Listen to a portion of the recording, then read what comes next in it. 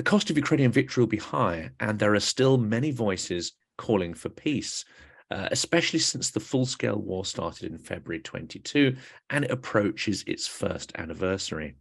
But peace at any price surely rewards the aggressor rather than the victim, and it may just provide Russia with the breathing space it needs to rearm and reignite its assault in years to come.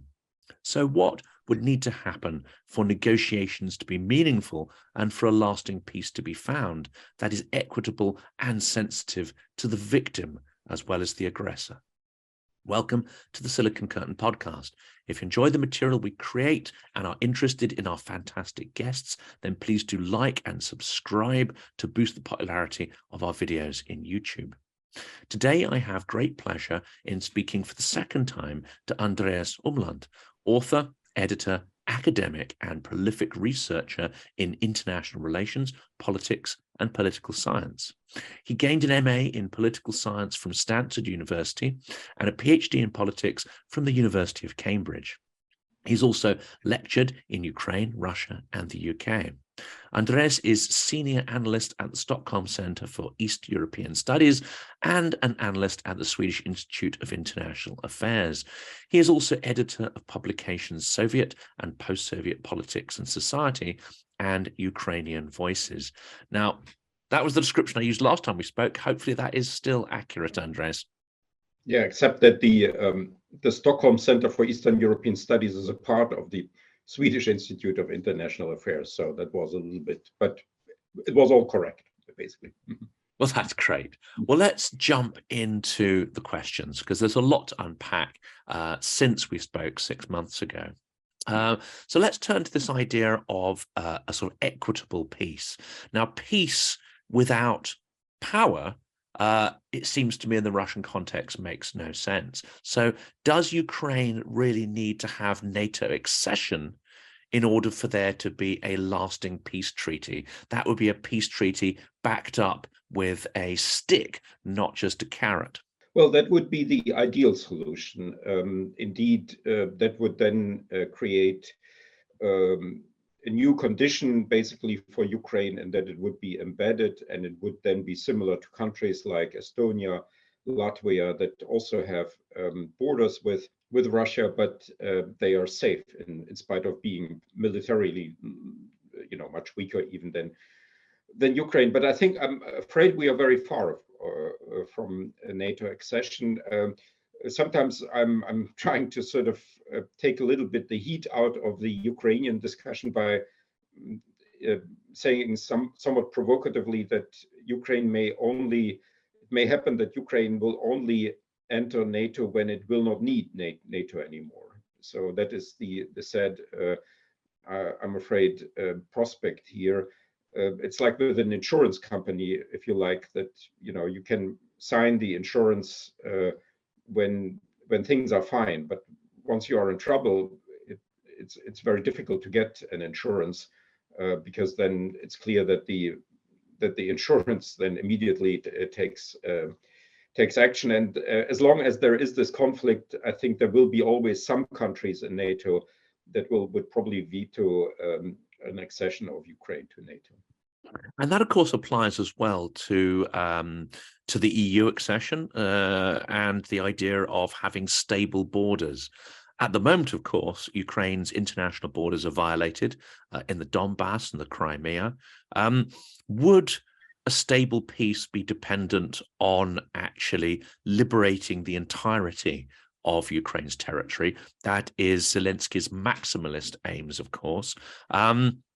Or is a peace possible within, freezing the current borders, or does that inherently build in more instability and store up problems for the future? My impression is that basically this sort of ceasefire, peace, temporary truce scenario has now disappeared with these new annexations in September last year, because that has basically made the Crimean case similar to the cases of these mainland Ukrainian oblasts. They are now all officially parts, from the Russian point of view, parts of the Russian Federation. And they have also taken out the specificity of the Crimean case, which was there before. There was, for instance, the strange division in the previous negotiations between Ukraine and Russia that were quite intense. The distinction between the Donbas on the one side and Crimea on the other side. Now with the annexations, this has, in my perception at least, all become one package, both for Russia, for Ukraine, perhaps not yet for all international observers who may make still distinctions between the annexed mainland territories and annexed Crimea. But in my perception, this is now not any longer distinguishable in practical terms, in political terms. And so I think that we will only get some sort of stable situation when Ukrainian territorial integrity is fully restored. That means including Crimea. And I think even that if we see this year a new offensive from Ukraine, from Kiev, in eastern southern Ukraine, I guess one of the aims of such an offensive will be basically to cut Crimea off the supply lines, and then perhaps not invade Crimea, but basically force Russia to cede Crimea if it cannot supply it anymore via the bridge and via the land connection or via ferries. So once that happens, I think then the Crimea issue will be also solved. And it's very difficult, albeit impossible, to see Putin actually reversing these, we call them legal decisions. I mean, only within the context of Russia is it seen as legal to seize territory and label it as your own. But within the Russian context, it's impossible to see Putin actually climbing down and reversing those steps, isn't it? So if there was to be a peace treaty, which would have to be dependent on Russia reversing that legal framework within the Russian Duma, what are the conditions, or what needs to be true for that to happen? I assume Putin would have to be out of power. I assume there would have to be some incredible internal pressure or dislocation to allow any kind of Russian leader to make that step. Russia isn't collapsing, though, is it? Its economy isn't collapsing. It doesn't have those kind of external or even internal political pressures yet to put in place those conditions that would be a prerequisite for a stable peace treaty. Yeah, I think that the only way to achieve this is force. That does not have to be, like I just indicated with the Crimea case, military force. It can be a sort of indirect force in, for instance, cutting Crimea from water supplies, from freshwater supply, from trade with Russia, but it will have to be through force. I don't see any prospect here for a sort of negotiated, or let's say softly negotiated peace. I think Russia will only cede the annexed territories, whether it's the mainland territory or the Crimean Peninsula, only under pressure. And then perhaps this pressure may also lead to a regime change, to perhaps even a collapse of the Russian state, to a revolution, to whatever there may happen. And then also the constitutional changes that are now necessary to actually make it official, so to say, that Russia has not any longer control of that. That is, by the way, also the reason why, one of the reasons why negotiations are currently, I think, useless, because while it was easy for Russia to change its constitution in 2014 and 2022 when annexing territories, it's much more difficult for the current regime to reverse these annexations. People say that the Russian State Duma and the Russian Parliament will do whatever Putin tells them to do. But my feeling is that this is not that to actually cede already annexed territory in a sort of soft way, as a result of negotiations, sort of deal will be very difficult with the current regime. And what would have to happen is a new regime, and then a larger constitutional change, perhaps, in which then also these territories will go. But the constitutional issue is not the only hindrance for negotiations, for currently productive negotiations. And there are other conditions as well, aren't there? So there's the kidnapped children, of which many thousands of children have been filtrated out of the country. It's not clear how many of those could be repatriated or even located. There's the issue of reparations for all the damage. As well as many other issues. Russia may even be ejected from Ukrainian territory, but may still continue to fire missiles from Belgorod and from Belarus. So there are a number of hoops that need to be jumped through, and it's very difficult to see how the Russian state would accept all of those. Yes, indeed. There's also the issue now, which has always been there since 2014, that you have constituencies both in Ukraine and Russia, more radical nationalist constituencies that would not allow for any negotiated compromise, at least not regarding territory. Maybe other issues are more negotiable, but you have now in both countries, people who have invested in this war, who have lost, relatives and friends and so on, or in the Ukrainian case, also property and their life prospects and whatnot in this war. And so you have in both countries, more, of course, in Ukraine than in Russia, constituencies which would not allow any sort of fishy deal where, let's say, Ukraine would agree to give away some territory. And also there's the strategic issue here, in that it's simply unwise for a country to make these sort of concessions, because not only Ukraine but also other countries like Moldova or Georgia, they have made concessions, and they have sort of not insisted on restoring their territorial integrity, as did Ukraine in 2014. They have agreed to some sort of process, to some sort of negotiation format, to some sort of OSCE mediation, and so on. And in all of these cases, this has brought nothing, and the countries have remained split, Moldova, Georgia, and Ukraine.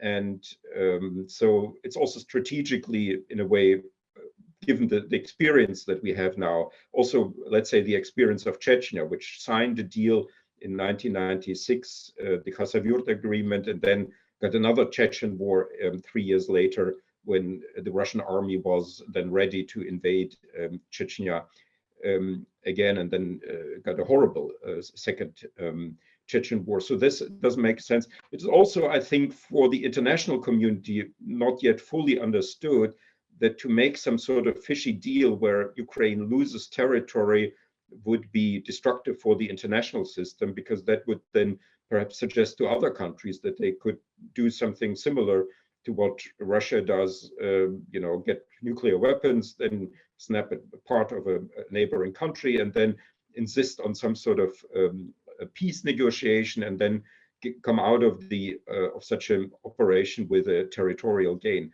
So there are many reasons, and the ones you mentioned are also very relevant, that currently, at least, negotiations do not make sense. Yes, I was at an event last week where a ex-British diplomat asked the most extraordinary question, but I think it's symptomatic of perhaps the mindset of our own apparatchiks. And his question was, well, why don't we just throw Crimea to Putin like a scrap of meat? Why don't we formalize their ownership of that, and that could form the basis of a peace treaty? It seems to me that is such a fundamental misunderstanding of Putin's mindset, the Russian mindset. Yeah, I would even say, well, that is basically what we did in 2014. You know, we had some minor sanctions. Actually, the sanctions in response to the annexation of Crimea were largely only about Crimea. They did not really hit Russia. There were no sectoral sanctions.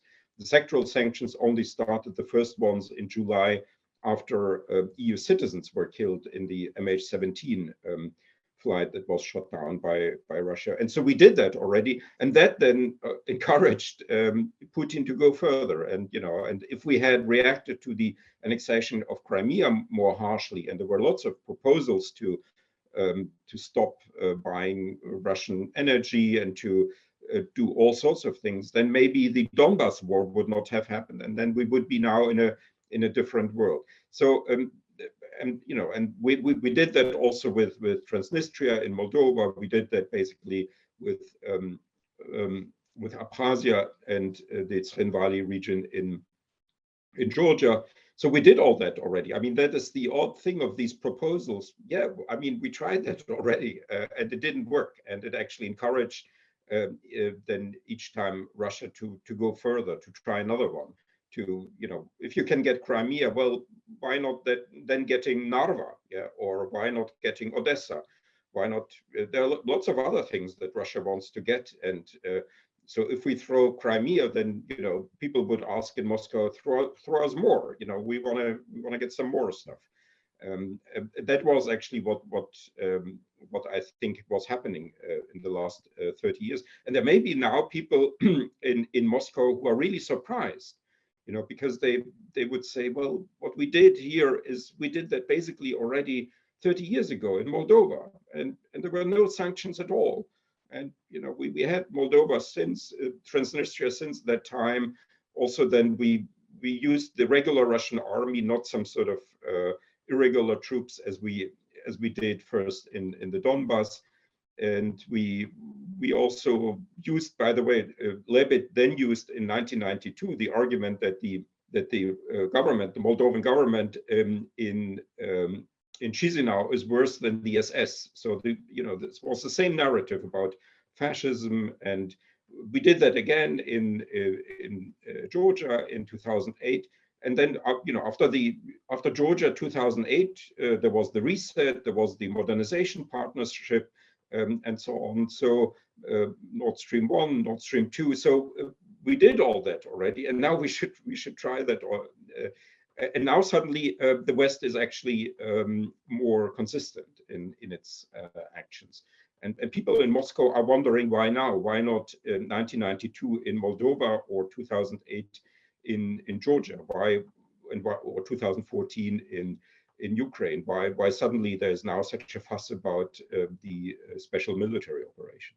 And of course, that is reinforced by the idea or the mutual misunderstanding here that we see Ukraine as a sovereign nation. We see it now especially as an independent culture and civilization that is trying to make its own way in the world. Whereas the mindset amongst Putin's regime is that Ukraine is not a thing. That it is not an independent entity, that it's an artificial creation, which is a lot of the genocidal rhetoric coming out of Russia. But I think many of them genuinely believe that, from the regime down through the propagandists and military. Yeah, and this is scary, and that is actually then the plan, the agenda that comes out of it actually reminds of fascism. I mean, that is then if you take this discourse seriously, then Ukraine is not a nation by itself, not a country by itself. It's just a part of Russia, and there's something wrong with this part of Russia. It's a sort of Western part of Russia. And because there's something wrong with it, you need the special operation to do something with it. You need to clean it. You need to sort of have a new birth of this Western Russian territory called Ukraine. You need new Ukrainians, so to say, that will be fully part of the Russian nation, and that is actually already. I think one could make an argument that this is actually something fascist, this sort of new birth, the cleansing, the liberation, the sort of so in the Russian mindset, this is actually not at all colonialism or imperialism, because these are not foreign territories. This is just Russia. It's just which has come under this influence of the West and Western fascism and Western LGBT and Western feminism and liberalism, and one almost wants to say Trotskyism to go back to Stalin, you know, and the British, Japanese sort of foreign secret agents, as Stalin would have said, perhaps. So.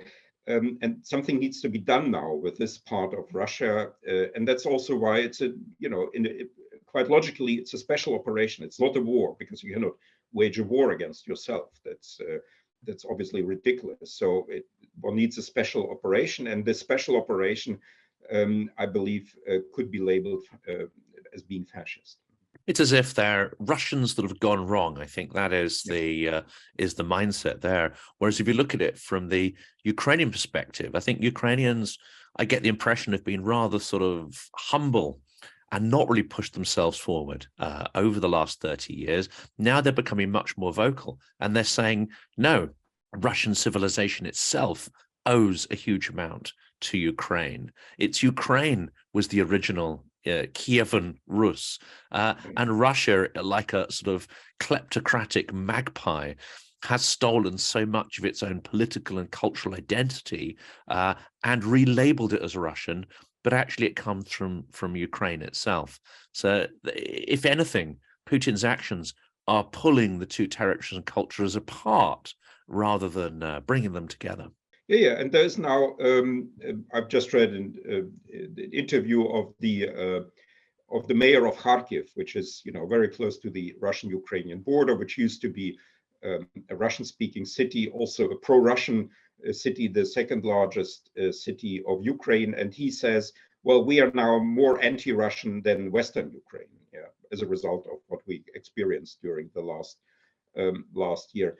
I mean, I think, while I'll sort of see a lot of specificities here and a lot of specifically Russian pathologies in all of that, there's still also, I would say, some generic things that are going on here. In that, for instance, these claims about territory that is outside one state that actually belongs to one state, and all of these sort of the argumentation about Crimea that has been stolen and unjustly given to another country, and also the way in which now the Ukrainian nation is and the Ukrainian state is emerging out of this war is, of course, that's all very specific and very special, but it's also something that actually many sort of comparative historians and comparative political scientists would see as actually something quite typical. You know, this is the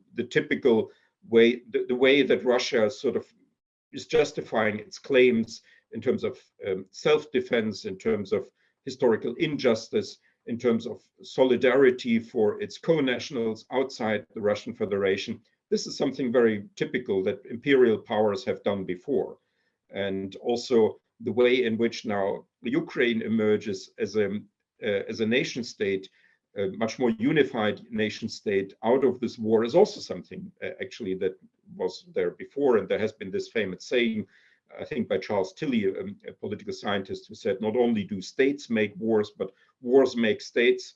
You know, this is something that is, of course, now happening in Ukraine in a very specific way, but it's also reminiscent of other situations. Actually, it reminds me also a dispute I usually have with Armenians over basically over the last 30 years. Whenever you meet Armenians, they would try to tell you about the specificity of Nagorno-Karabakh, and that there's something so special about Nagorno-Karabakh, and there is this somewhat naive belief that if they can only explain to you how specific Nagorno-Karabakh is, then it, and if enough people can be persuaded of that, then the West will actually support Armenia in its claim for Nagorno-Karabakh.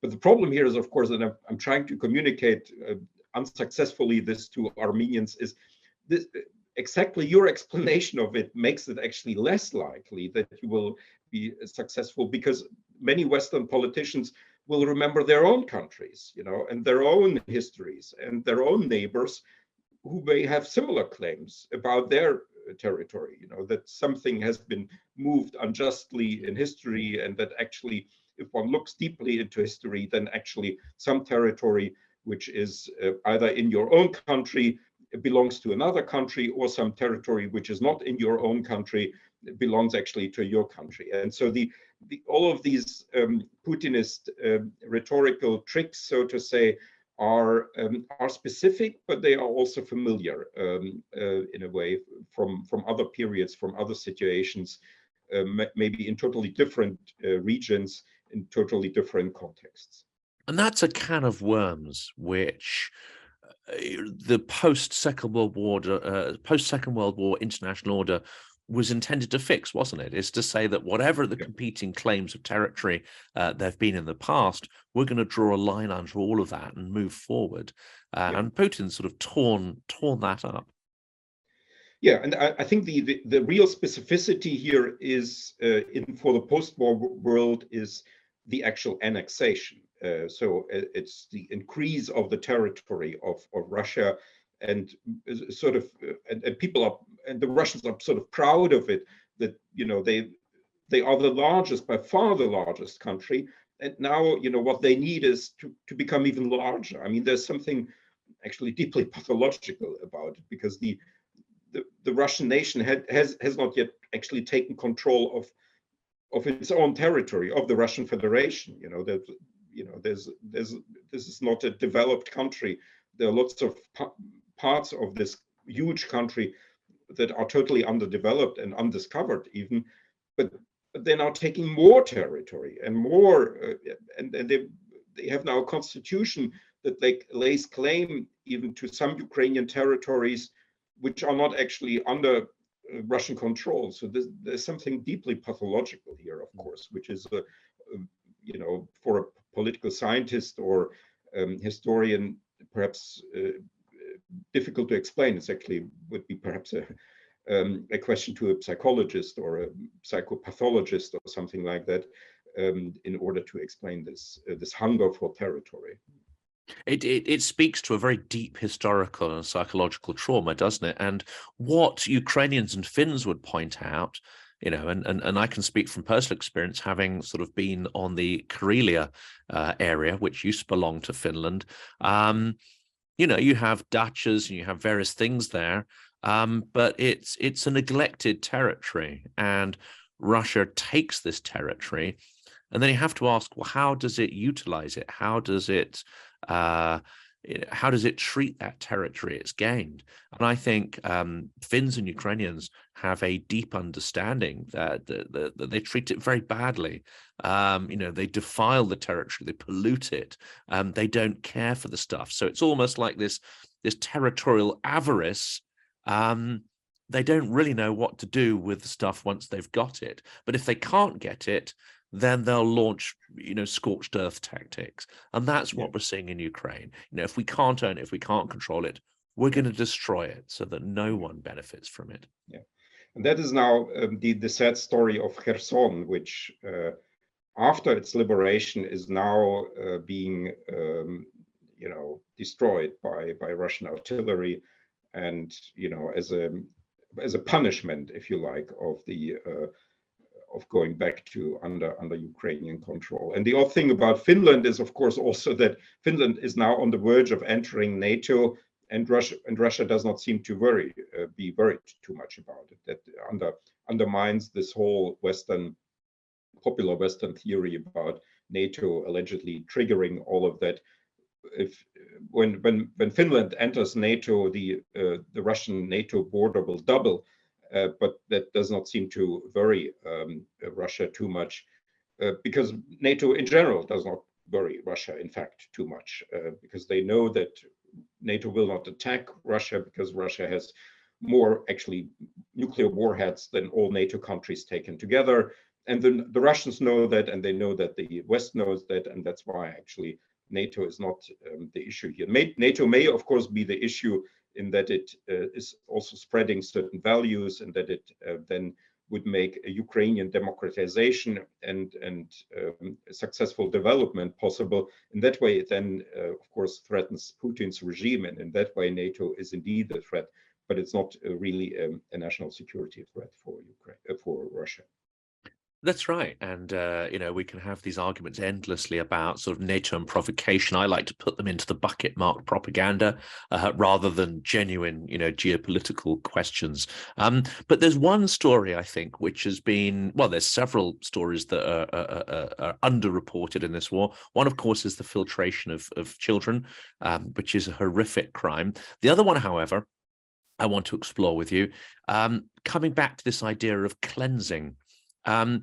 We know that up to 1 million Russians have fled Russia, and many now reside in places like Uzbekistan, even Kazakhstan, Georgia, Turkey, and all over. There are vast amounts. The Russian diaspora has increased in a way that perhaps we hadn't seen since, well, the 90s, perhaps to the same extent, I'm not sure, but certainly since the revolution of 1917.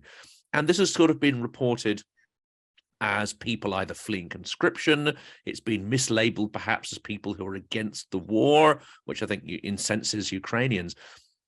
But there's something deeper, I think, going on here that we've missed. And Putin, in his own rhetoric, has labeled it as such, and that is a cleansing of Russia itself, of Russians who have been spoiled by Western liberal values. Yeah, and apparently it has been quite often the case that basically the Russian state has sort of signaled to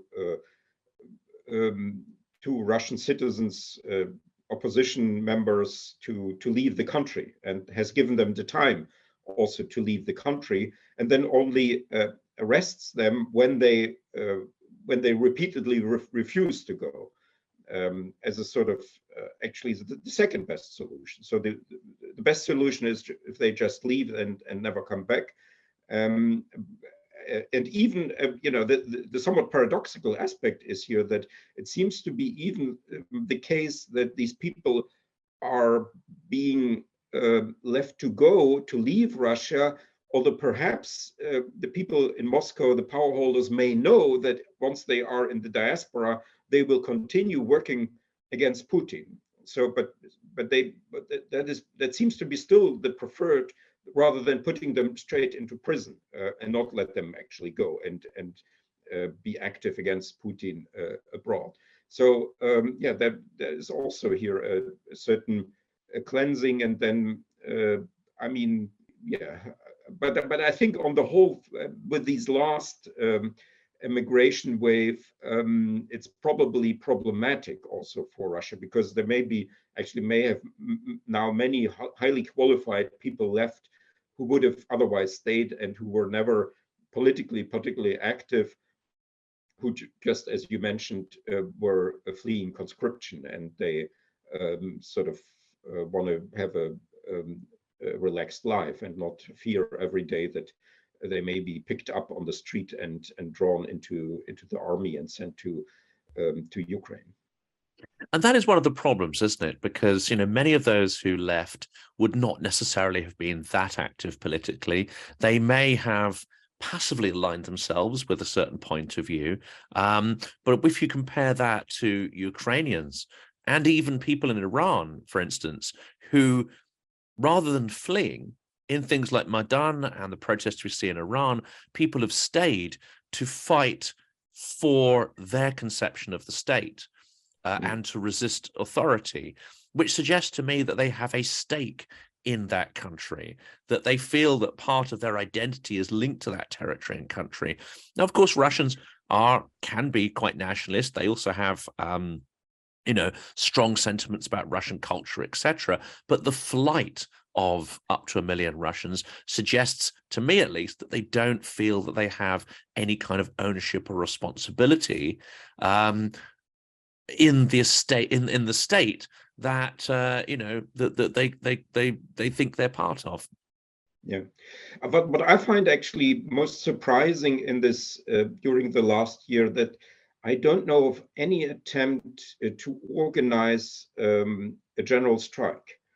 So I can understand that people don't want to go on the street because and then get picked up by the police and then put perhaps into prison, or being fined with huge fines that will then make them poor, basically. I can understand that, but if now with social media, I'm not even sure you need that much of a civil society to organize a general strike.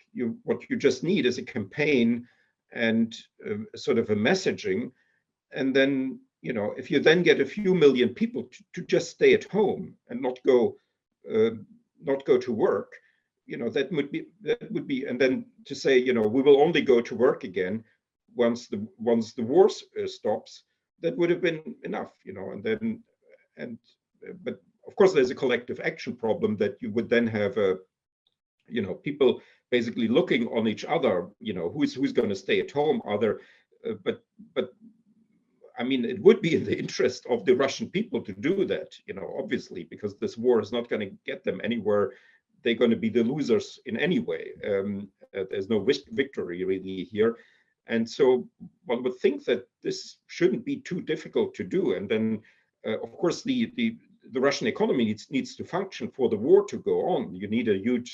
There's a huge logistical machinery behind it that needs to function. And if a few million people would just go into a strike and not stop working anymore, you cannot put them all into prison, but you need them to work, and then the war would actually stop, because you wouldn't be able to have the supply lines working anymore. So that is really something that I find really troubling. That why wouldn't you at least try to organize something like that, and then see whether it works? And I would actually expect something like that to work much better than street demonstrations. And what sort of, there are also now these smaller terrorist groups that apparently are active within Russia, and maybe they are linked to Ukraine, but I'm not even sure that they are necessarily linked to Ukraine. There may be actually, because there's an old Russian tradition going back to the 19th century of political terrorism. So that may have been the force behind the killing of Daria Dugina, for instance, or maybe not. I mean, we don't know it exactly, but there have been many incidents in Russia over the last year that involve a lot of risk for the people who are doing that, and but there has never been the attempt to organize just a plain general strike. Even something as passive as, for instance, painting Ukrainian flags on every lamppost, on every bus stop. I obviously haven't been to Moscow, so I couldn't definitively say that's not happened, but I haven't seen anything to say on social media, which would be some evidence of that. We think back to the protests in Belarus, where a lot of creative methods were adopted to show that people had sympathy for the protest. As you say, we see nothing on a sort of organic scale in that respect. And in fact, it seems to me, and this is a question I want to put to them, it seems to me that the Russian liberal opposition has fallen into a trap. By Navalny becoming a hostage of the regime, it seems to have tied their hands. So they're very effective media communicators, but the level of actual activism seems to have dropped to zero. The number of sort of plans or campaigns to try, as you say, to ignite some form of Russian passive resistance, again, seems to me is at a zero level. I see no evidence of the liberal Russian opposition, either at home or even abroad. Are they organizing marches in Western capitals of the Russian diaspora? None of this stuff seems to be going on, and there seems to be no intention to actually actively oppose the regime.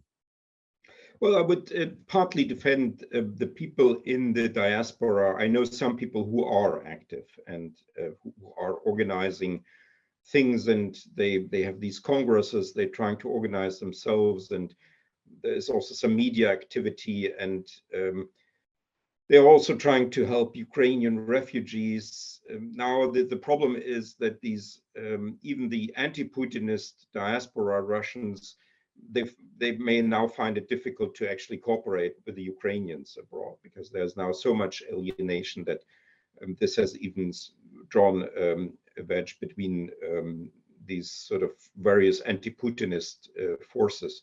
So yeah, I mean, there's something going on in I know in Poland and in Germany and so on, but it's not very visible. It's not very large. And what then gets the media attention are actually the pro-Putinist demonstrations, these sort of car, you know, with cars in I don't know how they called car demonstrations or whatever, but with lots of cars with the Russian flags and so on. This is then catching the attention of the mass media, and then is of course amplified by Russian propaganda, state propaganda. So yeah, that's all a very sad story. And well, the saddest interpretation for all of that is of course that at the end of the day, that the Russians are then supporting that, and that there is sort of my country, right or wrong, and that if you have to take a side in this fight, and that if there's no middle ground, you take the side of your country. That is what is apparently, at least to a large part of these people who may not be supportive as such of the war, happening. I mean, that suggests that perhaps when the war is over and that logic starts to subside, that there may be further destabilization, that there may be much more visible issues. But, and this is really sort of led very neatly into my last question here, which is that the forces that Putin has unleashed, say the liberal forces seem to be fairly anemic and vegetarian, to use the Russian sort of phrase there. But he has also unleashed forces on the other end of the scale. So you mentioned Daria Dugina, and another interpretation of her assassination, or perhaps the intended target, which was her father, could be that was run by the FSB as a warning to nationalist forces not to overstep the boundaries or overstep the freedoms that they've been given. So yeah. Russian propaganda has moved from, until this year, until conscription and the full-scale war, it's been very much about trying to persuade people not to get involved in politics, not to become active, to carry on, as you said earlier, their economic lives without even thinking about adopting any kind of political edge to that. That has changed in that liberal sentiment is not allowed, but Putin has given a certain leeway to extreme nationalist sentiment, to pro-war sentiment. They have a much wider scope to express themselves. To an extent, has Putin unleashed a very dangerous force here, allowing sort of anywhere between 5 and 15% of the population, military bloggers, extreme nationalists. It's going to be far harder to shut these guys up, especially in the event of a catastrophic defeat for Russia. Yeah, that's an interesting development. And that is also perhaps something that we underestimate when we sort of evaluate what drives Putin's behavior. The regime's behavior is that there is this far-right opposition that is now, of course, partly armed because of the war. Many of these people have been in the Donbass. They have war experience. They may have arms, and they may have also connections to the, in particular, to the former so-called People's Republics in Donetsk and Luhansk, to armed units there. The Cossacks and all these, Prigozhin types and Kadyrov and so on. And so this is also a domestic factor. Although sometimes I think people, it's then also overblown that people think, well, if they come to power, they will be even worse than Putin. But yeah, but they would be worse than Putin. But that would be then, I think, the breakup really of Russia, because that is a very radical part of the Russian society where I think there would be they would be too radical for also the Russian mainstream, and also they have no economic program. Of course, they would be even more restrictive on especially foreign economic activity, and they would actually drive the current Russian economic crisis. They would make it even deeper. So I think it's important to consider it in one's analysis of current Russian domestic affairs. But on the other hand, I think it's also sometimes overestimated, and I find it a slightly, maybe that's a coincidence, but that that the regime. So in this year, in the last year, Zhirinovsky has died, and there was an assassination on Dugin. So two of the major sort of far right figures have been. In the case of Zhirinovsky, who may have died indeed of as seems to as is the sort of major version perhaps of corona, although he had lots of shots. He has talked a lot about his vaccination against corona. So that I found that death of him a little bit suspicious, but perhaps he just died because of age and because of illness. And then this assassination attempt on Dugin, obviously Dugin was the aim and not his daughter. So so this is all something perhaps that bothers the regime much more than the liberal opposition. But on the other hand, I don't think it's something that really should scare us too much in our calculations about what can happen in the future in Russia. I mean, another possibility, if we assume that the sort of FSB Siloviki elite control or engineer a lot of what happens, as with the rise of Putin himself, another alternative is that they could appoint a technocrat to sign the appropriate peace deals, to reinstate relations with the West, etc. A disposable leader, a grey figure who could do all that, then take the fall for it. A little bit like that ridiculous general who gave Kherson away, or gave it up. And I think it's quite clear now in hindsight, he was just the fool guy, so that the blame for that would be deflected onto a lesser figure. So there are multiple outcomes, I guess. And at this point, I'm not going to ask you to predict what's going to happen. I think it's intrinsically up in the air, isn't it? Well, with the I don't know whether you were referring to the succession of Putin. And I may have mentioned that already in our last talk. I think the problem here is not that there's no successor for Putin, but there are too many successors. And there are perhaps too many people who think that their clan, if not they themselves, but at least their clan should be the dominating one. And then if you don't get the first spot, if your clan is not getting the presidential office, then it becomes actually very risky. Because you may then end up like Ulyukayev or like Lesin, or like others who then suddenly find themselves dead or in prison, or at least out of the power structures. So I think that is the main problem for them, that they have to agree among themselves what will happen, and they have no procedure, they have no method of establishing actually the new leader, and they are all afraid of each other. So that is what actually makes me also hopeful that we may see then actually a break of the regime, not from the side of the opposition or the civil society or some sort of people's demonstrations or a Russian Euromaidan, but rather that the clans will sort of start fighting each other, and then the system will break down.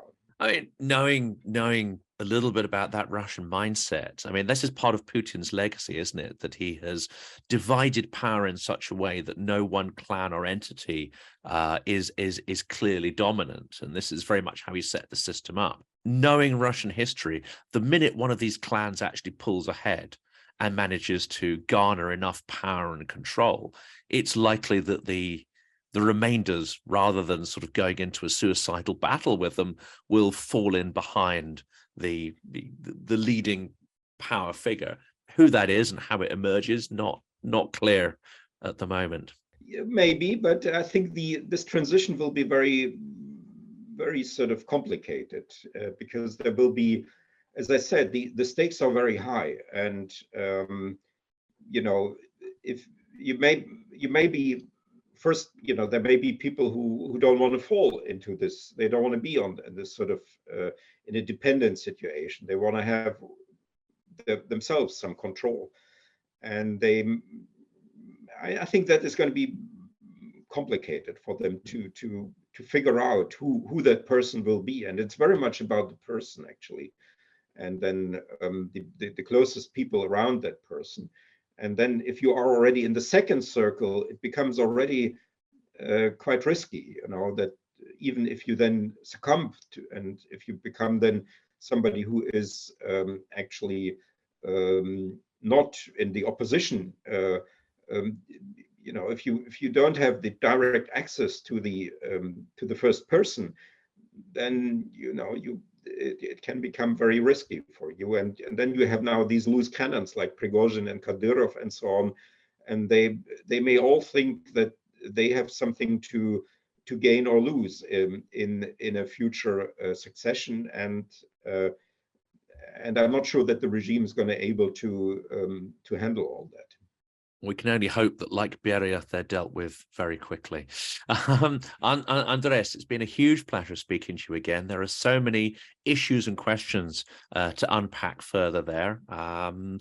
But what I'll do in the description of this video, we'll put links to sort of articles and writings and to your LinkedIn profile so people can explore the research you do.